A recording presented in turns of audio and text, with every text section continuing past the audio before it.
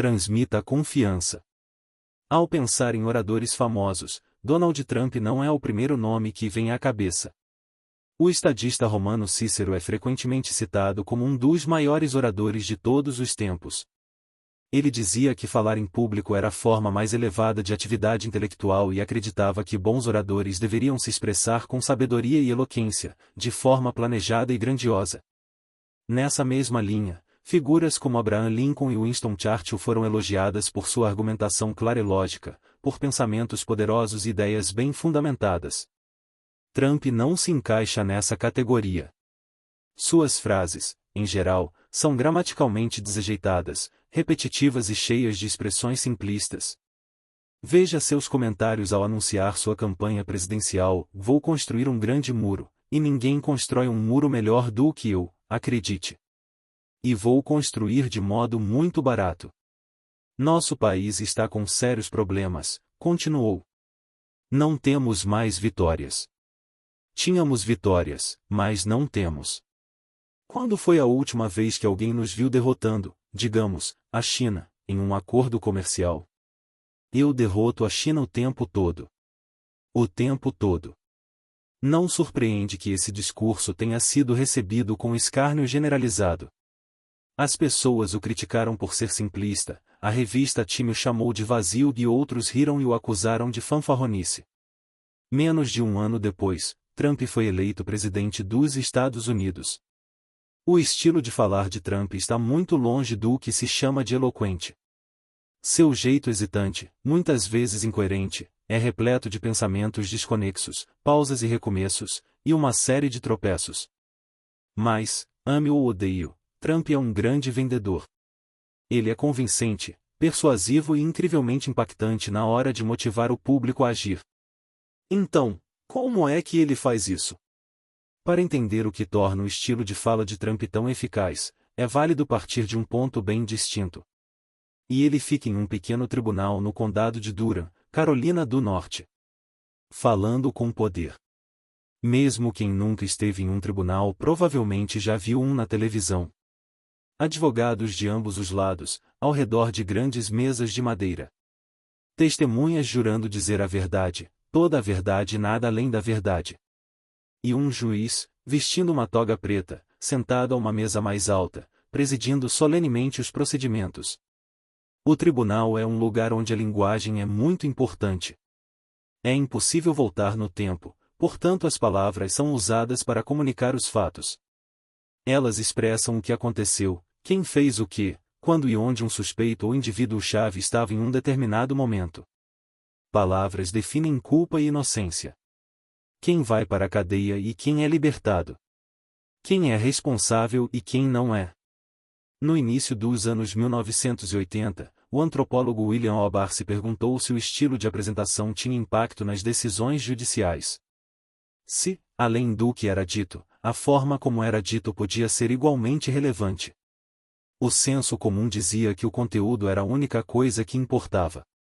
Claro, o depoimento de uma testemunha ou os argumentos do advogado são fundamentais para a decisão do júri, mas simplesmente porque eles haviam exposto os fatos. Afinal, presume-se que o sistema jurídico seja um árbitro imparcial e objetivo da verdade. Mas O. Barr se perguntou se essa suposição não estaria equivocada. Ele queria saber se pequenas variações no estilo linguístico poderiam ter impacto na forma como as pessoas eram vistas e as decisões eram tomadas. Se mudanças sutis nas palavras usadas pelas testemunhas, por exemplo, poderiam influenciar tanto o modo como o depoimento delas seria avaliado quanto a decisão geral do júri sobre o caso. Dessa forma, sua equipe e ele passaram 10 semanas observando e gravando julgamentos. Contravenções, crimes, todo tipo de caso. Ao todo, mais de 150 horas de pronunciamentos no tribunal. Em seguida, eles ouviram as gravações e transcreveram o que havia sido falado. Quando O. Barr analisou os dados, uma coisa chamou a atenção. Juízes, advogados e peritos se pronunciavam de um modo diferente das pessoas comuns, testemunhas e réus, por exemplo. Claro, eles empregavam mais o jargão jurídico, expressões como habeas corpus ou impari delicto, mas a diferença ia além disso, e a forma como eles falavam também era diferente. Juízes, advogados e peritos usavam menos linguagem formal, por favor ou sim, senhor, menos palavras de preenchimento, ou e menos hesitações, quer dizer ou como você sabe. Eram menos propensos a proteger ou qualificar suas afirmações, talvez ou tipo, e menos predispostos a transformar afirmações em perguntas. Foi assim que aconteceu, não foi? Ou ele estava presente, né? Parte disso pode se dever apenas à situação. Afinal, os réus estão sendo julgados, portanto podem tentar ser mais educados na esperança de obter uma pena menor. Ao mesmo tempo, juízes, advogados e peritos têm muito mais experiência em tribunais, então provavelmente estão menos nervosos. No entanto, embora parte da variação sem dúvida fosse motivada pelos papéis ou pela experiência, Obar pensou se havia algo mais fundamental, se a linguagem, além de ser um reflexo das diferenças entre quem estava falando, poderia afetar tanto a forma como os falantes eram vistos quanto o desfecho do caso. Assim, com a ajuda de alguns colegas, ele realizou um experimento. Eles pegaram um caso e uma testemunha específicos e usaram atores para gravar duas versões ligeiramente diferentes do depoimento dessa testemunha. Os fatos se mantiveram os mesmos, mas a linguagem usada para expressá-los mudava. Em uma versão, a testemunha falava da mesma forma que os profissionais, juízes, advogados e peritos, e, na outra, a testemunha falava como as pessoas comuns. Por exemplo, quando o advogado perguntou quanto tempo aproximadamente você ficou lá até a chegada da ambulância, a testemunha que falava como os profissionais respondeu, 20 minutos. Tempo suficiente para ajudar a senhora Davis a se recuperar. A que falava como uma pessoa comum disse a mesma coisa, mas hesitou no meio do caminho, acho que foram uns 20 minutos. Só tempo suficiente para ajudar minha amiga, a senhora Davis, sabe, a se recuperar. Da mesma forma, quando o advogado perguntou você está ciente dos procedimentos, a testemunha que falava como os profissionais respondeu apenas sim, enquanto a que outra usou qualificadores e disse e sim, acho que estou. Se usam expressões como talvez ou pode ser, sinalizam mais incerteza. Elas acham que pode chover, mas não estão certas. Essas expressões são chamadas de evasivas. São usadas para expressar ambiguidade, cautela ou hesitação. O mesmo vale para expressões como acho, suponho e presumo. As evasivas vão além das expressões de probabilidade. As pessoas podem usar evasivas para expressar incerteza sobre a quantidade exata de determinada coisa. Tive isso há cerca de 3 meses, quanto ao que outra pessoa disse, de acordo com ele, funciona bem, e sobre a validade geral de suas impressões, na minha opinião, não vale o preço. Quando alguém diz aproximadamente, provavelmente, acredito, geralmente, tipo, quiçá, presumivelmente, raramente ou comumente, está se protegendo. Está expressando incerteza em alguma medida. Usamos evasivas o tempo todo. Dizemos que achamos que algo vai funcionar, que uma solução pode ser eficaz ou que uma abordagem alternativa talvez dê certo. Sugerimos que uma medida parece ser uma boa providência ou que, na nossa opinião, vale a pena tentar outra coisa. Mas, sem que percebamos, as evasivas podem minar nosso impacto, porque, quando compartilhamos ideias ou recomendações, as evasivas as enfraquecem. Estamos dando a entender que não temos certeza se vale a pena adotar essas ideias ou recomendações. Na prática, quando um colega e eu perguntamos às pessoas qual a probabilidade de seguirem o conselho de alguém, acrescentar evasivas ao conselho deixava as pessoas menos propensas a adotá-lo. Elas se tornavam menos predispostas a comprar um produto recomendado ou a adotar uma atitude sugerida. Isso porque as evasivas indicam ausência de confiança. Dizer que uma solução pode dar certo, que aquele restaurante parece bom ou que provavelmente é hora de consertar o motor sinaliza insegurança. A pessoa não tem confiança de que a solução vá dar certo, de que o restaurante é bom nem de que é hora de levar o carro para o conserto. E, embora ser cauteloso, às vezes, seja positivo, as evasivas minam a capacidade de influenciar os outros, porque fazem o emissor da mensagem soar menos confiante. Se alguém não tem certeza de que uma solução em potencial vai dar certo, por que a adotaria? Se não está claro que o restaurante é bom, talvez eu vá comer em outro lugar. E se o mecânico não tem certeza de que está na hora de consertar o motor, não só vou deixar a manutenção para depois, como talvez encontrar um mecânico que pareça mais experiente. Isso não significa que nunca devemos usar evasivas, mas que devemos usá-las de forma mais consciente. Às vezes, agimos assim de propósito. Queremos sinalizar insegurança, incerteza ou falta de clareza quanto a um desfecho. E, se esse for o objetivo, a evasiva é uma coisa ótima. Mas, muitas vezes, somos evasivos sem nem perceber. Estamos tão acostumados a usar determinados termos que os inserimos na frase sem motivo. E isso é um equívoco. Muitas vezes, as pessoas inconscientemente introduzem uma afirmação dizendo eu acho, na minha opinião ou ao que me parece. Mas, embora essas expressões possam ser úteis em alguns casos, elas tornam a subjetividade do que estamos dizendo desnecessariamente explícita. Ao dizer coisas como ela é uma ótima contratação ou temos que fazer isso, já estamos compartilhando uma opinião. Afinal, somos nós que estamos dizendo. Então, a menos que queiramos sinalizar que aquilo é subjetivo, iniciar a frase com eu acho ou na minha opinião limita o nosso impacto. Nos faz soar menos confiantes de que outros chegarão às mesmas conclusões, o que torna menos provável que nosso exemplo seja seguido. Portanto, nos casos em que há o desejo de sinalizar alguma incerteza, use as evasivas corretas. Em vez de dizer parece que isso vai dar certo, por exemplo, pessoalizar, dizendo ao que me parece, isso vai dar certo, na prática aumenta o grau de persuasão, porque transmite confiança. Sinaliza que você reconhece a incerteza e que admite isso. Já para transmitir confiança, deixe de lado as evasivas. Se não for possível, tenha em mente que a localização também importa. Abrir a frase com elas, eu acho que esse é o melhor, por exemplo, transmite mais confiança do que as empregar depois da afirmação, esse é o melhor, eu acho. Introduzir com evasivo indica que você está ciente de que algo é uma opinião sua, mas que está bastante confiante em relação a ela. Já usá-la após a afirmação sinaliza um recuo, fazendo com que tanto a informação quanto a pessoa que a expressa soem menos seguras. Mas, para deixar as evasivas de lado, faça como Donald Trump e use categóricos. Palavras como indiscutivelmente, visivelmente e obviamente eliminam qualquer sombra de dúvida. As coisas são inequívocas, as evidências são irrefutáveis e a resposta é inegável. Todo mundo sabe, é garantido, e é justamente do que precisamos agora. Categóricos fazem mais do que sinalizar a ausência de insegurança.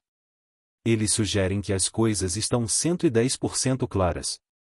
O emissor está confiante, e o curso de ação é óbvio.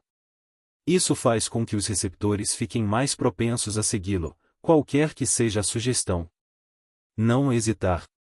As evasivas fazem as pessoas parecerem menos confiantes, menos poderosas e menos eficazes, mas há outra escolha linguística que provoca ainda mais prejuízos e a hesitação. Lindsay Samuels estava tentando descobrir como melhorar seu estilo de apresentação. A executiva de vendas de 41 anos falava em público dezenas de vezes por semana tanto para clientes ativos quanto para os em potencial, além de colegas e superiores. Mas ela não estava gerando o impacto que esperava. Às vezes, as pessoas adotavam seus conselhos, mas com bastante frequência seguiam na mesma. Tudo permanecia igual, embora as sugestões de fato proporcionassem melhorias. Ela queria fechar mais vendas, convencer mais clientes e aumentar seu impacto, então fizemos uma auditoria de comunicação. Exploramos o que ela estava fazendo bem e em que poderia melhorar. Comecei lhe pedindo que compartilhasse algumas de suas apresentações. Ao analisá-las, porém, era difícil ver quaisquer problemas. Os slides eram claros, a linguagem era concreta e concisa, e ela usava ótimas analogias para apresentar conceitos complicados. Os slides, em si, pareciam fortes. Se o problema não era o conteúdo, talvez fosse a forma como era passado. Então, perguntei se poderia vê-la apresentar o material. Foi durante a pandemia da Covid-19, então, em vez de nos encontrarmos pessoalmente, fizemos videochamadas. Desde o início, ficou claro que havia alguma coisa errada. As ideias em si eram bem elaboradas, mas algo na forma como ela as apresentava comprometia sua eficácia. Eu só não conseguia descobrir o que era. As conversas ficaram gravadas, então voltei e lhes assisti novamente. Eu ouvi a voz dela por detrás de cada slide conforme ela os apresentava, mas mesmo assim não conseguia identificar o que não estava funcionando. Então, como parte da atualização mensal do software, a empresa de videochamadas lançou alguns novos recursos. Em meio a melhores opções de votação e diferentes formas de desenhar na tela, eles acrescentaram a transcrição automática. Junto com a gravação em vídeo e o áudio de cada reunião, o cliente recebia uma versão escrita de tudo o que havia sido dito durante a conversa. Passei a compartilhar as transcrições com os clientes, pois poderiam ser úteis. A maioria das pessoas achava mais fácil passar os olhos por elas do que ouvir todo o áudio, mas Lindsay, em particular, ficou horrorizada. "Eu falo mesmo assim?", perguntou ela. Eu respondi que não sabia ao certo a que ela estava se referindo, e, 10 minutos depois, ela compartilhou comigo um arquivo da transcrição. Ao longo do documento, ela circulou todas as vezes que disse e a. E havia muitos deles. A transcrição lançou luz sobre o problema.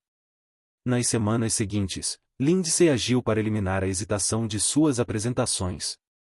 Ela ensaiou o que iria falar, preparou respostas com antecedência para possíveis perguntas e fazia uma pausa, quando necessário, para retomar o fio da meada.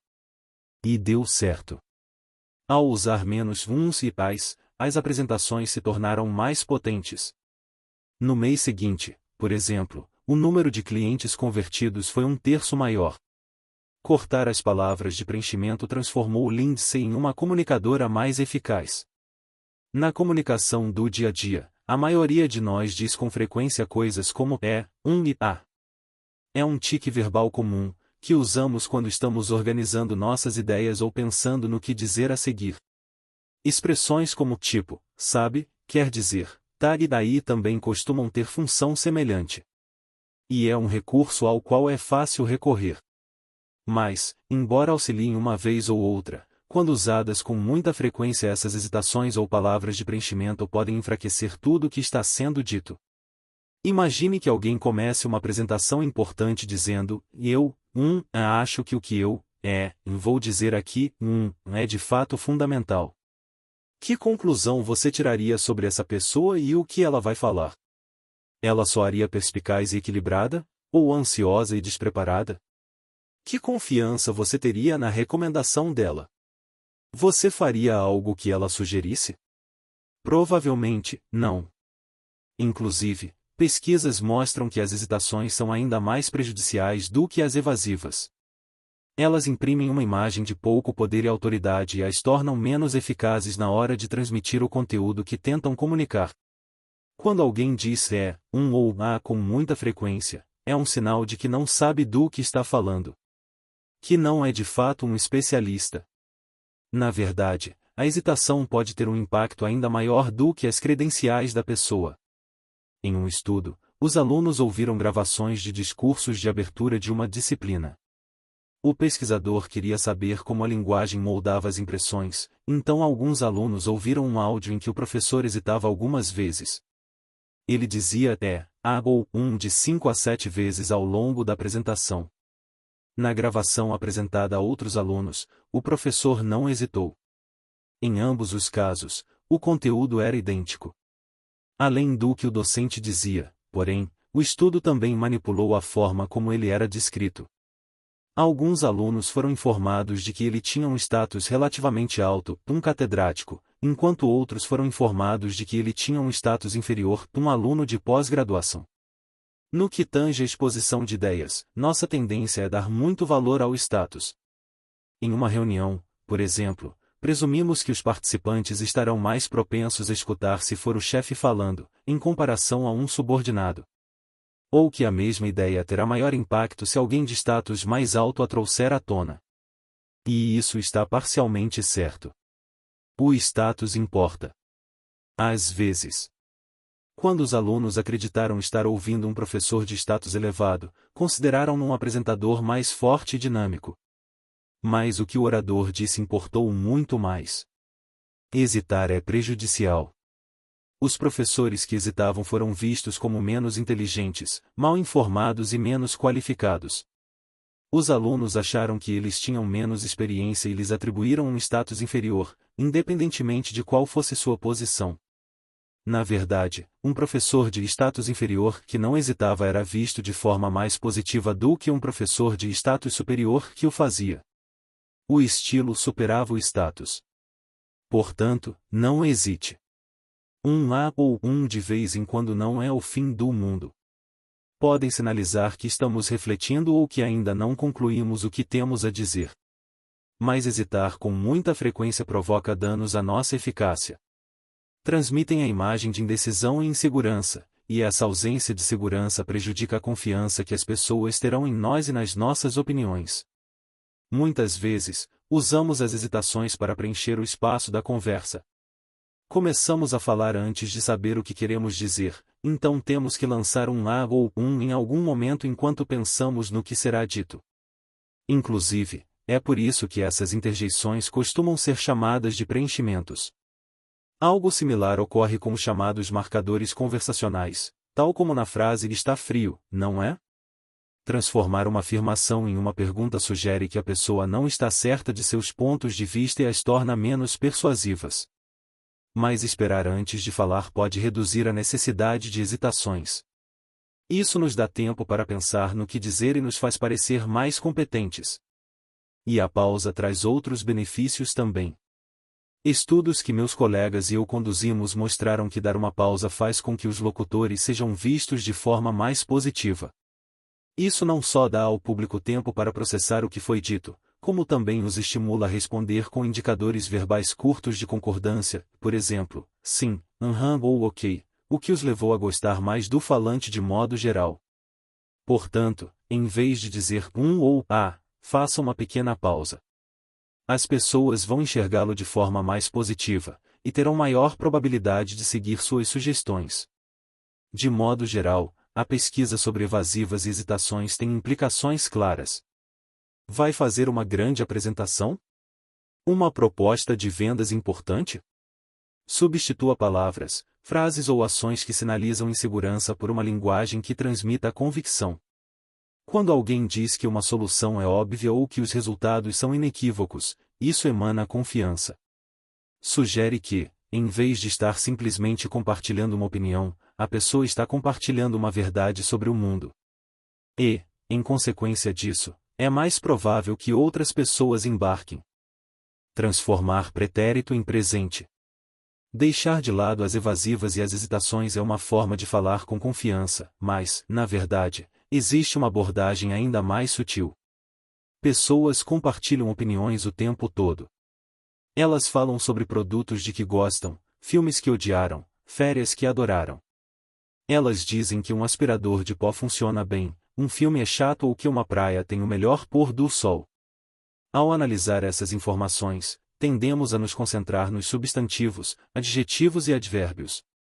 Queremos saber se um aspirador de pó limpa bem, se um filme foi interessante ou se um destino de férias é ideal. Além de substantivos, adjetivos e advérbios, porém, há um aspecto que muitas vezes recebe pouca atenção: o tempo verbal. Os verbos são parte indispensável da comunicação. Os substantivos indicam do que ou de quem estamos falando, mas são os verbos que transmitem o estado ou a ação de um substantivo. Pessoas andam. E-mails são enviados. Ideias são compartilhadas. Os verbos ajudam a colocar o sujeito de um enunciado em uma determinada posição ou movimento. Sem eles, a comunicação seria apenas ficar apontando para pessoas, lugares e coisas, sem dizer nada. Uma forma pela qual os verbos variam é em relação ao tempo, ou seja, o período do qual eles tratam. O tempo determina quando uma ação ou evento ocorreu. Se alguém disser que estudou para uma prova, por exemplo, isso indica que a ação ocorreu no pretérito, o ato de estudar já aconteceu. A mesma ação também pode ocorrer no presente. Se alguém diz que está estudando para uma prova, isso sugere que ele está estudando naquele momento. Ao mudar o tempo verbal do pretérito para o presente, um comunicador indica não apenas sobre o que está falando, de estudar, mas quando, pretérito ou presente. O tempo verbal comunica se alguém estuda, está estudando ou estudará no futuro. Da mesma forma, ele informa se um projeto está concluído, está sendo concluído ou será concluído. Inclusive, em muitas situações, o tempo é determinado pelo contexto. Se alguém ainda não começou a estudar, não pode dizer que estudou, a menos que esteja mentindo. Da mesma forma, se um projeto já estiver concluído, uma pessoa geralmente não vai colocar estará antes de concluído. Mas, em outras situações, as pessoas podem escolher o tempo verbal que querem usar. Ao falar sobre um candidato a emprego, por exemplo, alguém pode dizer que ele parece ou pareceu bom. Ao descrever um novo aspirador de pó, podemos dizer que ele limpa ou limpou bem. E, ao descrever um destino de férias, alguém pode dizer que as praias são ou eram incríveis. Meu colega Grant Packard e eu nos perguntamos se uma mudança no tempo verbal poderia influenciar a capacidade de persuasão, se usar o presente em vez do pretérito poderia fazer as pessoas ficarem mais convencidas de algo que está sendo dito. Para testar essa hipótese, analisamos mais de 1 milhão de avaliações online e centenas de milhares de vezes em que as pessoas expressaram opiniões sobre produtos e serviços. Em cada avaliação, mensuramos a frequência com que o avaliador usou o pretérito ou o presente, e o impacto de sua apreciação. Se as pessoas a acharam útil, e se as tornou mais propensas a adquirir o produto ou serviço em questão. Começamos pelos livros. A análise de cerca de 250 mil resenhas de livros na Amazon revelou que o uso do presente ampliava o impacto. Dizer que um livro é, em vez de foi, uma boa leitura, ou que tem, em vez de teve, um ótimo desenvolvimento do enredo levou outras pessoas a acharem aquela avaliação mais útil. Isso foi intrigante, mas poderíamos questionar se não era devido a algo específico da categoria de produto examinada. A maioria das pessoas lê um livro apenas uma vez, por exemplo, o que talvez implique no emprego do pretérito nas resenhas de livros, portanto, o tempo presente é mais inesperado. Então, para testar essa hipótese, examinamos uma categoria em que os produtos são consumidos diversas vezes, na música. A maioria das pessoas ouve uma música ou álbum mais de uma vez, o que provavelmente acarreta uma maior ocorrência do uso do presente. Mas encontramos o mesmo resultado. Críticas que usaram mais verbos no presente foram mais persuasivas. No fim das contas, em uma variedade de produtos, por exemplo, eletroeletrônicos e serviços, por exemplo, restaurantes, o padrão se manteve. Independentemente do objeto investigado, o presente aumentava o impacto. Dizer que a música é em vez de foi ótima, que uma impressora faz em vez de fez um bom trabalho, ou que um restaurante serve em vez de serviu tacos deliciosos levou as pessoas a acharem as opiniões mais úteis, proveitosas e convincentes. Ouvir que uma praia tem, em vez de tinha, uma ótima atmosfera fez as pessoas acharem que gostariam mais dela como destino de férias. E a razão disso é a mesma por trás do efeito das evasivas, das hesitações e da linguagem poderosa. O pretérito sugere que algo era verdade em um determinado ponto no tempo. Se alguém disse aquele candidato a emprego era esperto ou a solução funcionou bem, isso sugere que o locutor achou o candidato esperto quando o entrevistou na véspera ou que a solução foi eficaz quando implementada na semana anterior. Além disso, como as experiências pessoais são, naturalmente, subjetivas, o uso do pretérito sugere que o que está sendo comunicado também é subjetivo. Dizer que um livro foi uma leitura divertida, por exemplo, indica que a opinião é baseada em uma experiência particular e que, quando o autor da avaliação leu o livro, gostou dele. Consequentemente, o pretérito pode transmitir algum grau de subjetividade e transitoriedade. Essa opinião é baseada na experiência de uma pessoa em particular, em um determinado momento. O presente, em contraste, sugere algo mais geral e duradouro. Dizer que algo funciona bem sugere que funcionou bem no passado, que continua a funcionar bem e que continuará a funcionar no futuro. Dizer que algo dá conta do trabalho sugere não apenas que deu conta no passado, como que dará nas próximas vezes. Em vez de uma opinião subjetiva, baseada em uma pessoa ou experiência em particular, o presente sugere algo mais estável.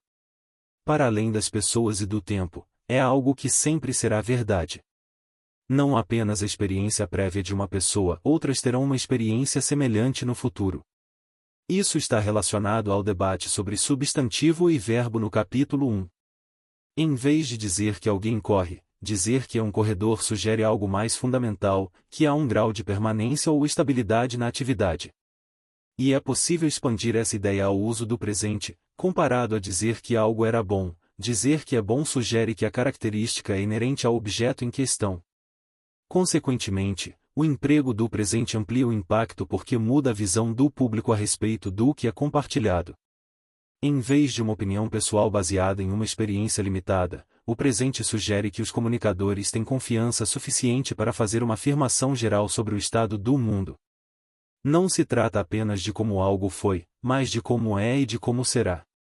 Não é apenas minha crença ou julgamento, é uma verdade objetiva e universal. E, se algo parece universal, provavelmente terá um impacto maior. Se a comida de um restaurante era boa ou um hotel tinha um bom atendimento, talvez valha a pena conferir. Mas se a comida é boa ou o hotel tem um bom serviço, isso sugere que essas coisas são ainda melhores. Logo, os ouvintes ficarão mais convencidos a dar uma olhada. Dito de outra forma, o uso do presente sugere que o locutor não tem apenas uma opinião, mas que está relativamente certo quanto àquilo. Dizer aos pacientes que um tratamento tem, em vez de teve, uma taxa de sucesso de 90% ou que reduz, em vez de reduziu, o colesterol os torna mais dispostos a adotá-los. Dizer que uma dieta ajuda, em vez de ajudou, as pessoas a perder peso torna as pessoas interessadas mais propensas a experimentá-la. E dizer que um carro é, em vez de foi, o automóvel do ano da revista Motor Trend tende a deixar os consumidores mais interessados em comprá-lo. Quer aumentar sua influência?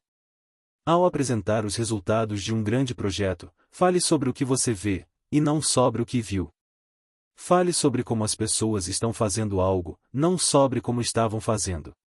Até dizer que a comida de um restaurante é excelente, em vez de foi, torna mais provável outras pessoas irem até lá.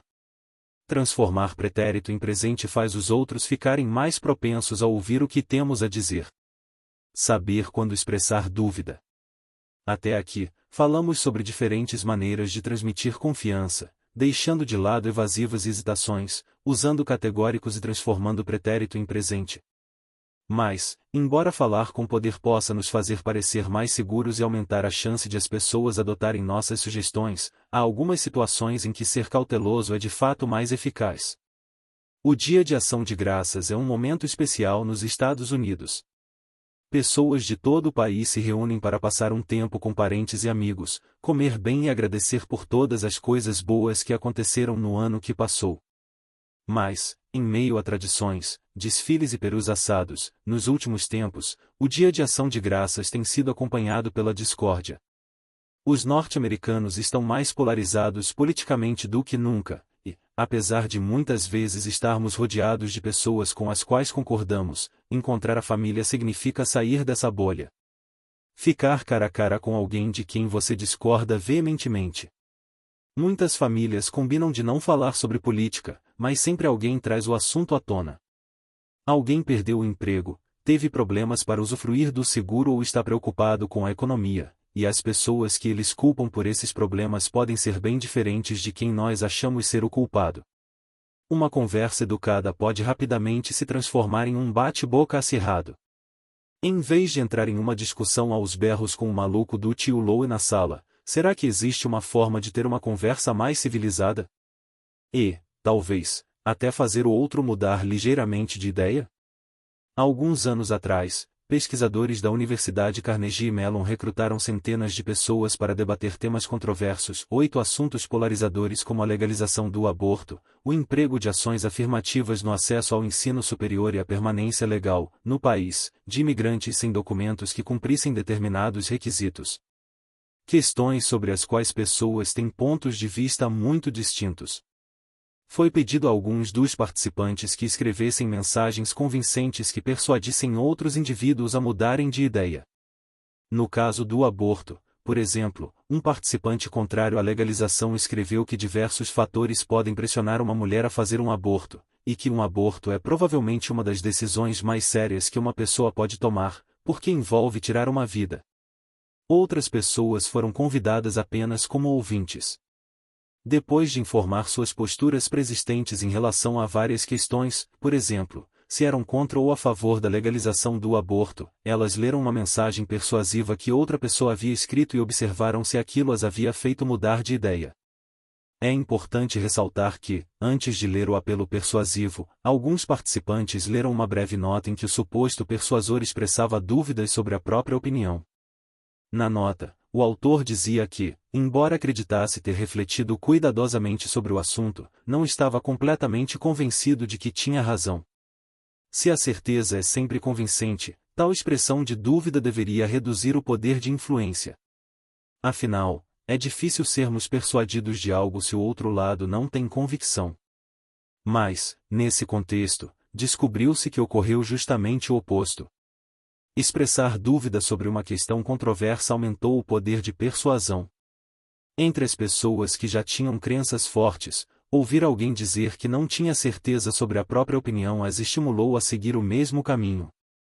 Ao tentar fazer as pessoas que discordam de nós mudarem de ideia, muitas vezes acreditamos que é melhor ser direto. Presumimos que basta expor os fatos e fornecer informações imparciais, e o outro lado vai abraçar nossa perspectiva. Mas nem todo mundo vê os fatos da mesma forma. Principalmente quando as pessoas têm opiniões convictas sobre algum assunto, o raciocínio motivado muitas vezes as incentiva a evitar ou ignorar informações que ameacem ou contestem suas crenças.